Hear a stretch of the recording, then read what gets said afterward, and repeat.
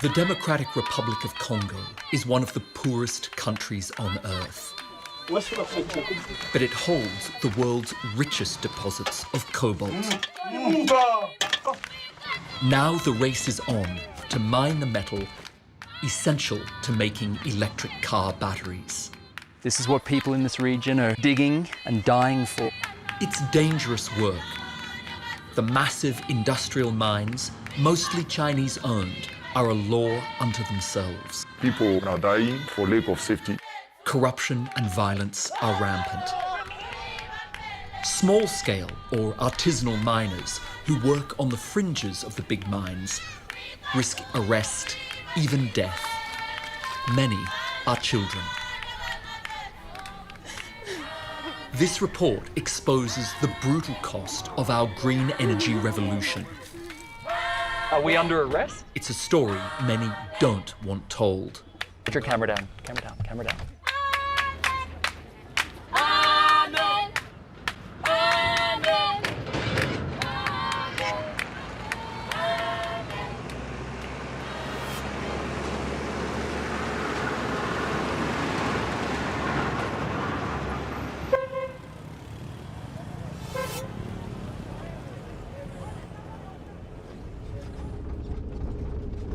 70% of the world's cobalt comes from the Congo. The country is deeply troubled. Decades of conflict have destroyed its economy and its health and education systems. Millions live on less than $2 a day.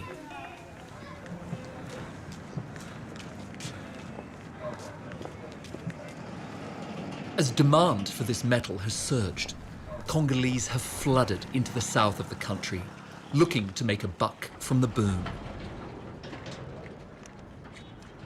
Some have been lucky to find jobs in the big mines. Most, like Mama Natalie and her sons John and King, scratch out a living digging for cobalt in the waste that the industrial mines discard.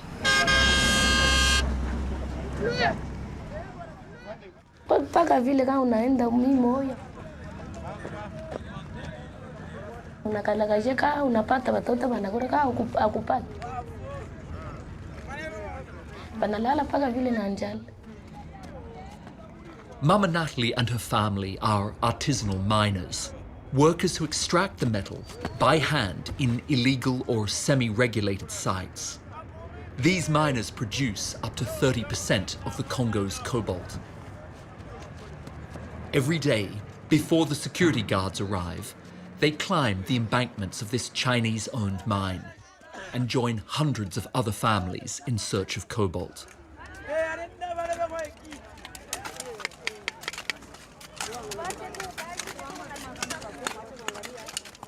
Kaya tunapata bulongo bwa kusampisha, ndio nabo wanaanza kuitusakia bulongo na kulokota tule twenye tumamatieri.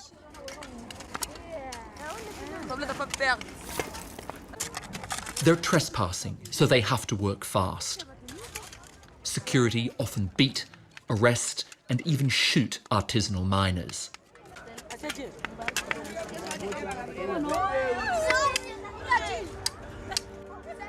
Ile haina maisha ya mzuri kwa watoto. Ni kupusa kai.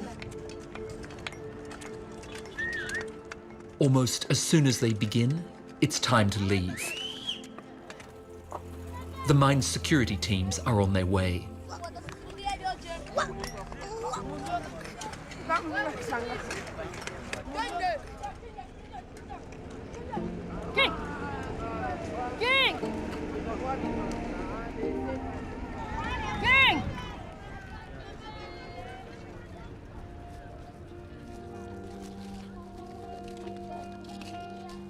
When the patrollers break for lunch, Natalie and her boys will dig for another hour. If they find enough cobalt, they'll eat tonight.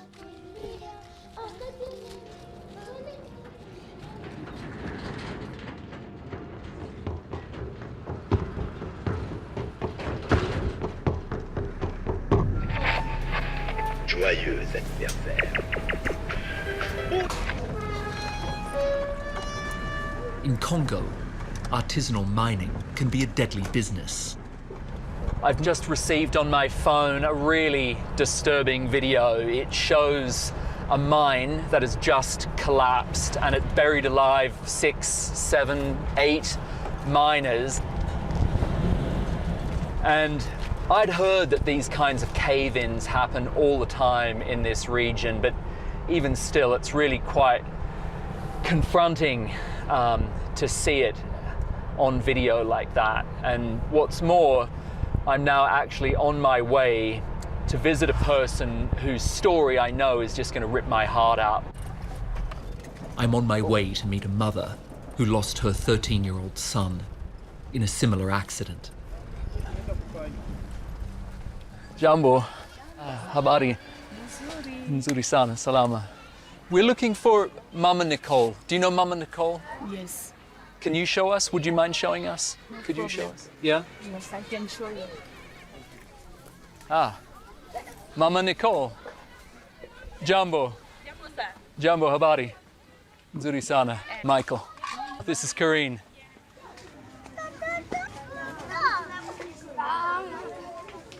Can you tell me his name? Deomba.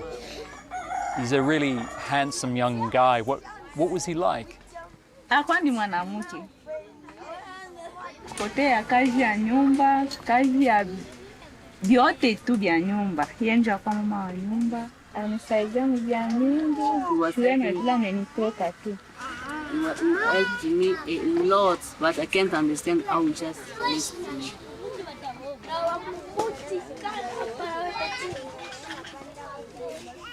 Deomba was Mama Nicole's firstborn.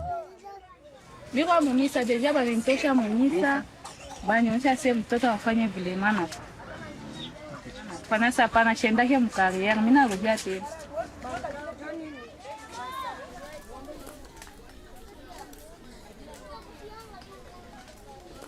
I'm so sorry.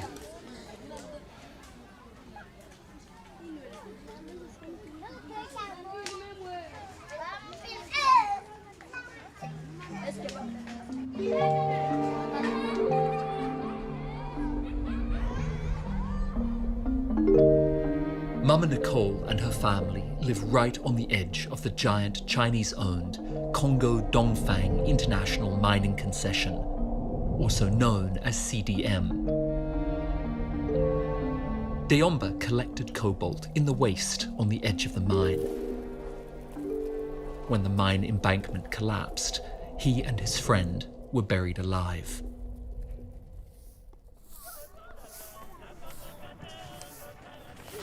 Is that area protected at all? Are there fences around it that stop children getting in there? There is no fences. Did the mining company take any responsibility? They did not. Nothing. Yes. Under Congolese law, the company has an obligation to ensure the mine doesn't pose a threat to the communities around it. When you look around here, there's just children everywhere. You know, 3, 4, 5-year-olds everywhere. And this mine is 750 meters away, and there are no fences protecting this community full of children from what is obviously a very dangerous mining area. The body of Deomba was dug up and brought home for a proper burial. His family haven't yet been able to afford a cross, and his grave remains unmarked.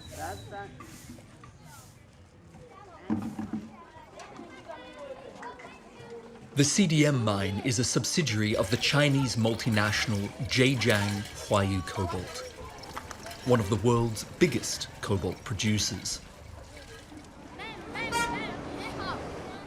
For years, Huayu supplied cobalt to battery makers, who in turn supplied companies like Apple, Microsoft, and Volkswagen. In 2016, Amnesty International concluded Huayu was probably buying cobalt from artisanal mines where children worked in hazardous conditions. The company pledged to stop the practice. But I've heard CDM is still doing it. all right. The Chinese industrial miners are notoriously secretive. Getting answers from them is difficult. Gotta make sure that that doesn't poke out. I'm putting a hidden camera in my shirt. That's better. I'm going to pay CDM a visit. Do you think they're going to check me at the gate? Are we going with you? Okay, let's go. Outside CDM's main cobalt depot, I approach the gate.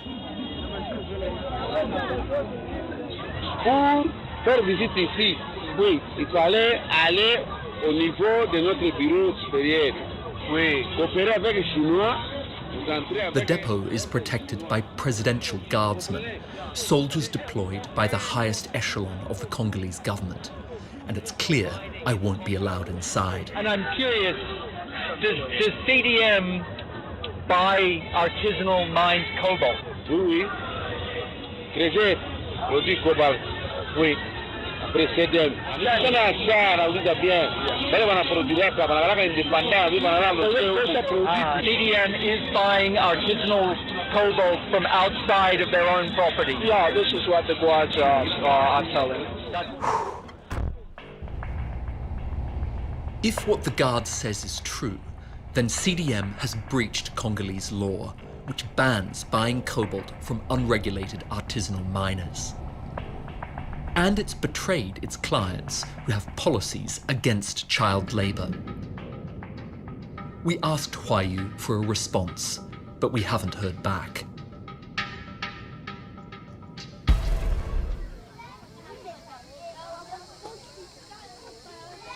Huayu has also pledged to improve the lives of the people who live around its mines. But in Mama Nicole's village, there's little evidence of that. She and her family can barely afford the cross for her son's grave. Mama. Yeah? En route to the cemetery, we're stopped. The chief is going. Behind me over there, where that crowd is gathered, is the chief of this district, and he is trying to extort a bribe to allow Mama Nicole to go and place a cross on the grave of her son. We pay the bribe. Only then are we allowed to continue.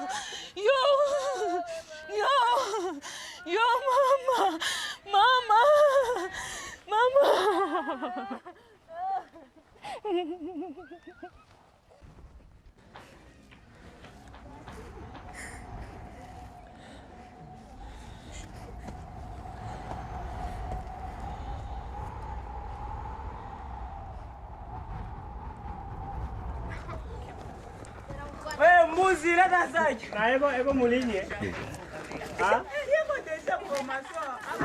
500 meters from where Mama Nicole's son is buried, we find this mine, teeming with children. It's Congolese owned.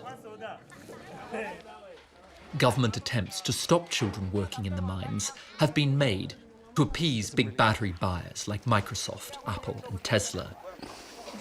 But they're not having much impact here. Most of the boys here are between 12 and 16 years old.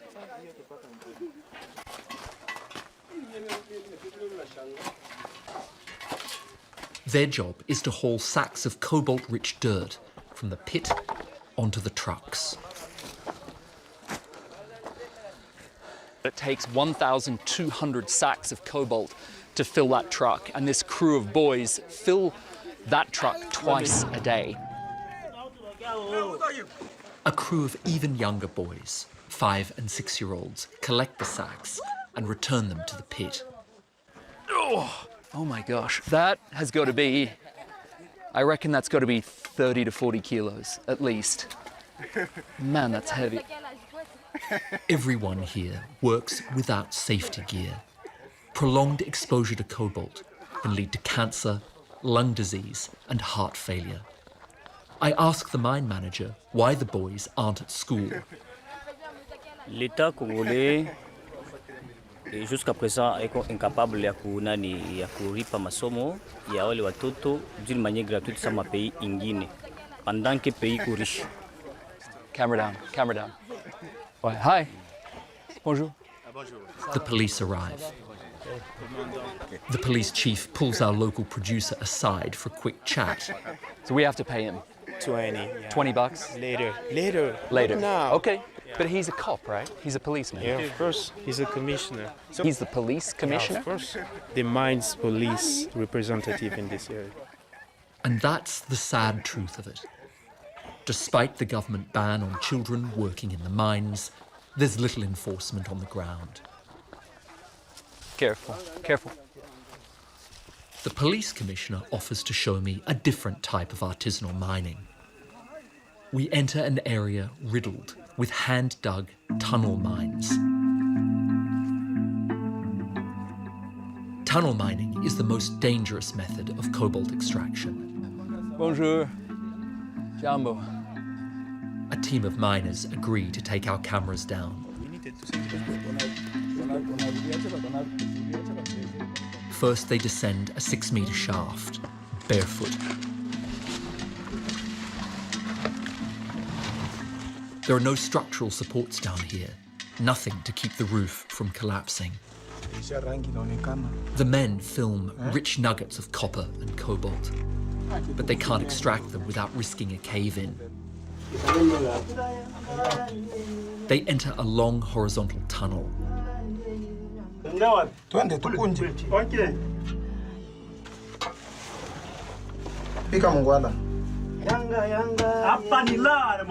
I can hear their voices. I can hear them digging. I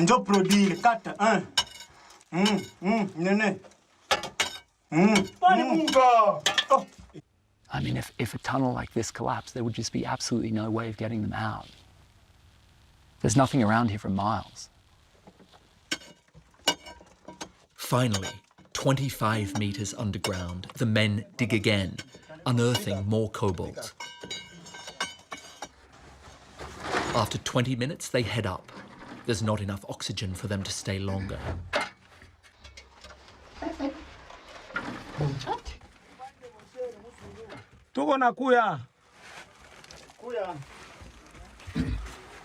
Aha. So this is cobalt. This is what people in this region are digging and dying for. I've never seen it up close like this before. You can see it's an iridescent green. Quite beautiful in its own way.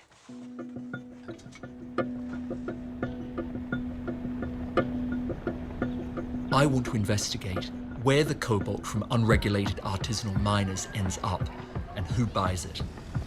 We're on our way to the cobalt market.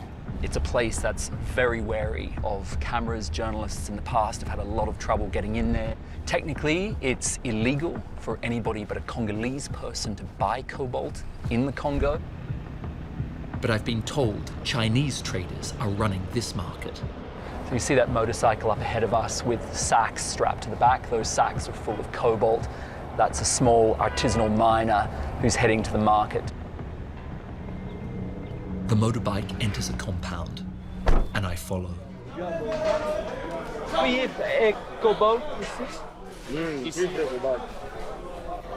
Inside are dozens of men weighing and stacking massive sacks of raw cobalt under the supervision of a Chinese buyer. Hi, what's your name? My name is Sun Dongjian. Song Dongjian. Where are you from? Shanghai, Beijing? Beijing. Beijing. Okay. Tout cette cobalt acheté par les Chinois. Oui, oui. All of it goes to China. Congolese men are testing the purity of the cobalt, which is toxic. Chinese bosses watch from behind glass in an adjacent room. Ni hao.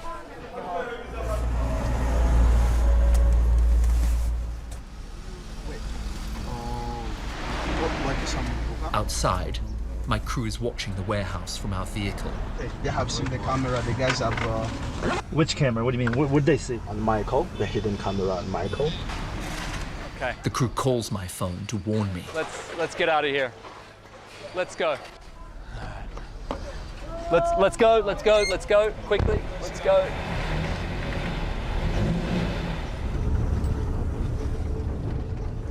That was stressful.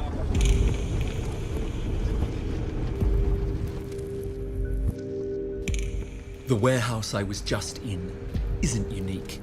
Dozens of them line this road. This is where thousands of tons of cobalt, some mined by children, begin their journey into the global supply chain. While this cobalt won't be sold directly to companies like Apple and Tesla, it will be distributed on the international market. Further up the supply chain, it's likely it will be combined with so-called clean cobalt and used to make phones, laptops, and electric cars.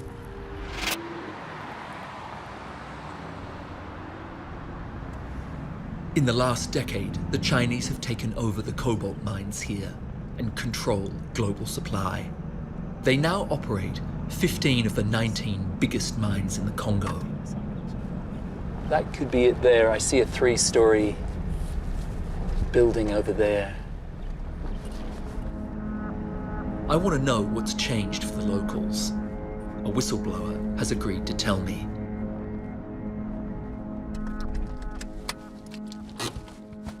Hi, thank you very much for meeting us, because you work, from what I understand, inside a big mine. Is that right?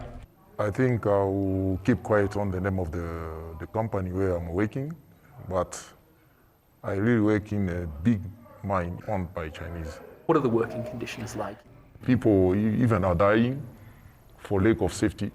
If a worker dies, they will go and bury the person, hiding the corpse. They'll bury somebody who was killed at the mine. They don't show to the government. I have to show you the treatment which we are facing. You see?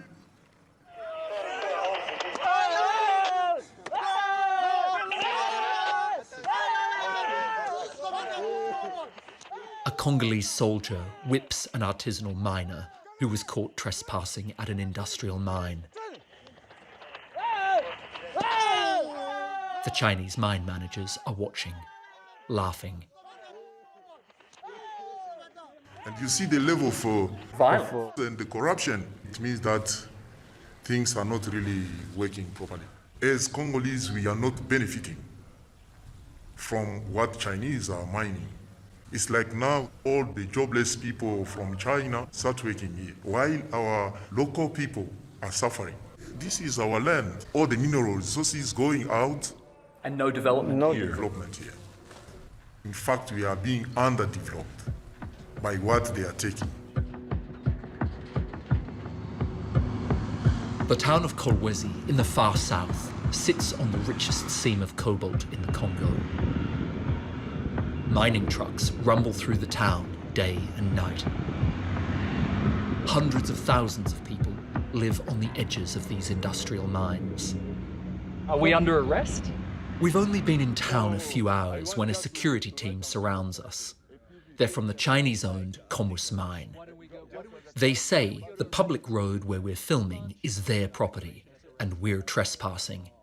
Among them are members of the Congolese police force. One of the policemen suspects I'm wearing a hidden camera under my shirt. The Chinese mine security boss came over and said we have to follow them to their security office on the edge of the mine. Okay, so we have to be careful.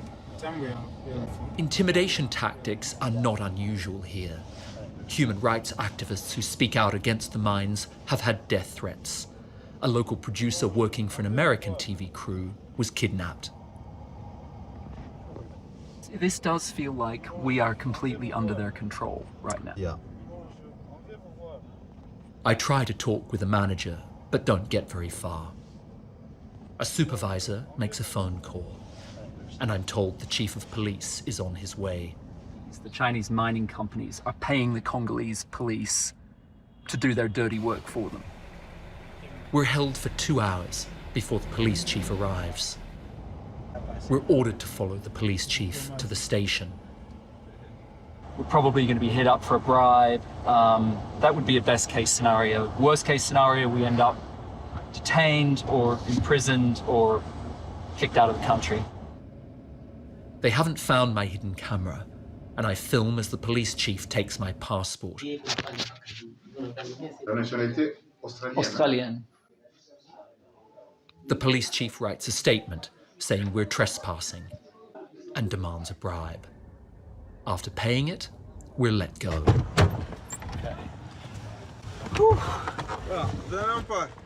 We're finally out of the police station, but do I feel safe? No. I'm not going to feel safe until we're out of this country, I think.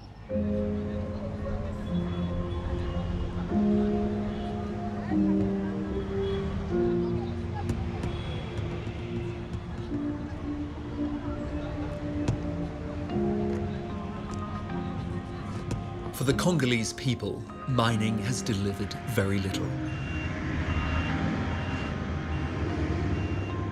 8 years into the cobalt boom, much of Kolwezi has no running water. Infant mortality rates are still high, and there are no functioning public schools. I'm looking at the whole situation, the reality of what we are living in now with the mining of cobalt and the sufferings of the people. If we don't do anything today, what will become of tomorrow?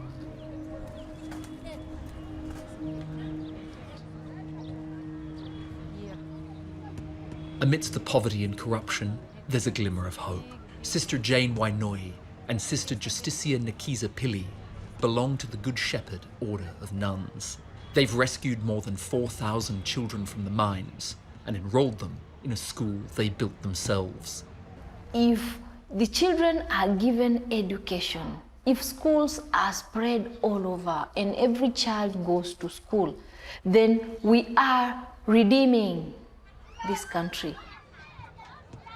I think this is the home we are going. Today, the nuns have come to see if they can help Mama Natalie and her boys, John and King. We met them earlier, scavenging for cobalt on the embankments of an industrial mine. Unaitwa jina nani? John. Hujaenda masomo leo? Karibu kwetu mama. Hapa ndio mnaishi? Je, tukae na wewe. Mama Natalie and her husband can't afford to send their sons to school. The cobalt the boys help find feeds the family. Mama Natalie also has 2 young daughters at home. Ndio sasa tunajaribu kuingia hapa tuone, tuambie umuhimu wa kupeleka watoto kwa masomo. Kwa sababu ndio tulikuwa tunataka kusikia hapa tukiwa na sister. Mambo ya kupeleka watoto kwa masomo. Mnaona iko na mafaa?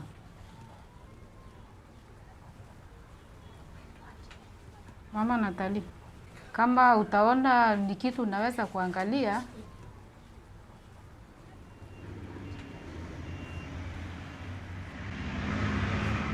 In some of the families we encounter resistance because we are reducing the workers, reducing their income for the family.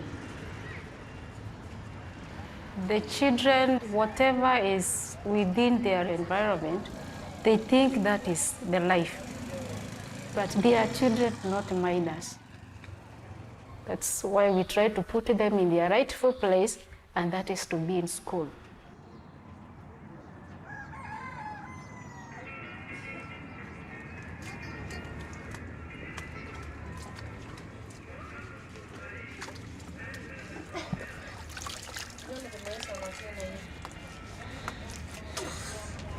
It's a new day for Mama Natalie's sons, and hopefully a new future for the family.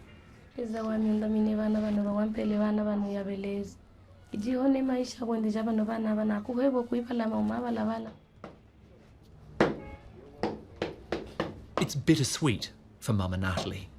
Today, she'll work alone on the embankment to get enough money for dinner, while King and John will now be fed at school. Ikuvula bilonda bimungwe kumaka savana vabantu abo yiwa kuibalama wende nabo kaje wiye nabo musujile mutima obekeswa mutima gabe kifike jibo yami mutoke lone musujile amen. Kana abafunde banze kujunguluka junguluka makaria.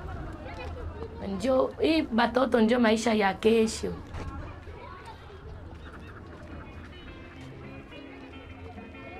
Mwende mzuri. Mwende kwa masomo.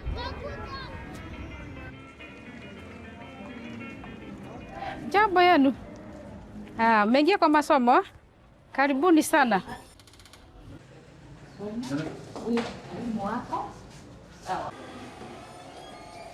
What's the best part of your job? The best part is seeing that a child says, I now know my rights. I want to study and become a lawyer, become a teacher, become a doctor. In that I feel my heart is satisfied, that my purpose for life is being fulfilled. And that is joy. What else do I live for?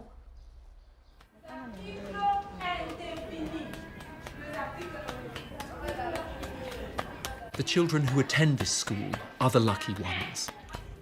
Look at all the hundreds and thousands of children that go to the mines, every foreigner stealing their lives.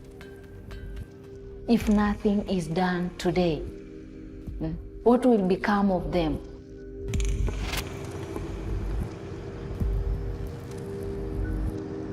As major car makers commit to battling climate change by transitioning to electric vehicles, demand for cobalt is set to explode. The question is, will this multiply the misery for the people in the Congo, or will those at the top share the bounty?